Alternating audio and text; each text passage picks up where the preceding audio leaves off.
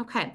So these are some of the most popular versus most common perks. So the perks most workers want, obviously flexible work, remote work, stipends for home office, employee discounts, paid parental leave. The ones they mostly offer are flexible work schedules and remote work schedules, especially now that they saw a bunch of people leave when they threatened to return to office. They're a little more amenable to this, but not always. The others they love are employee discounts because that is very easy for them to offer. It's not a huge deal.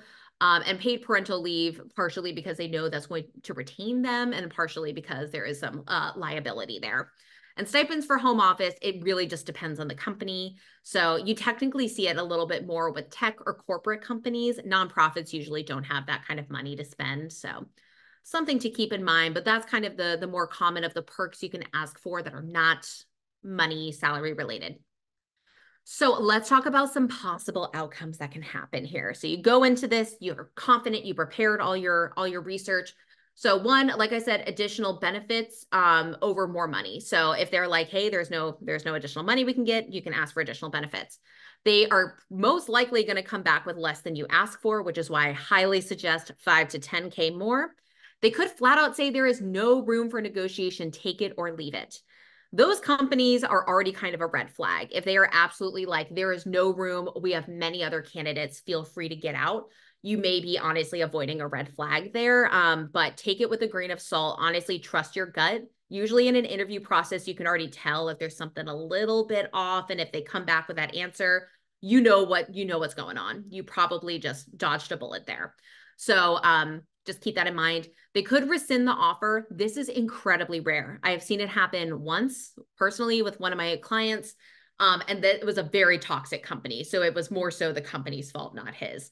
So the only time they'll rescind an offer is if either you are getting horrible references, like they all just bashed you. If you ask for a zillion dollars more than they can offer, like massively outprice yourself 20 to 30K more than they can offer. Or if there is something that happens, they see you on social media, they find out information, they find out you lied on your resume for whatever reason, that's when it happens. So I don't want you all to freak yourself out that 5 to 10K will force a rescinded offer. You really have to go hard with what you're asking for to have that result. And then it does take time to talk to HR to confirm adjustments. So just don't let that freak you out if you say, hey, I'd love to discuss a salary increase. It does take them a minute to get all of that approved. So just know it doesn't mean that they're rescinding it. They're probably just getting approvals. So is it helpful to know your limits too? How low will you go? What can you live without? What do you want the job no matter what they pay you? Yes.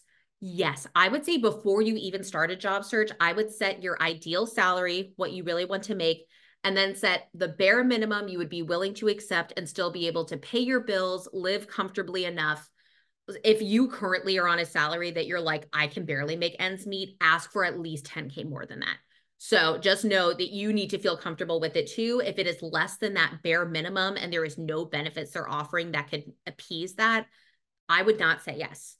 Because at that point, you're probably going to need to get another part-time job. You're going to have to do something else on the side, and there goes your work-life balance. So definitely set this for yourself.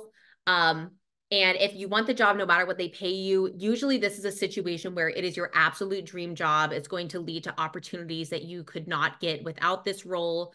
There is something you see at the end that is basically a guarantee that can happen. So those are the times that you can maybe question like, is this maybe worth it? But typically do the amount salary that you could live off of comfortably, or the ideal. That's kind of the range you're looking for.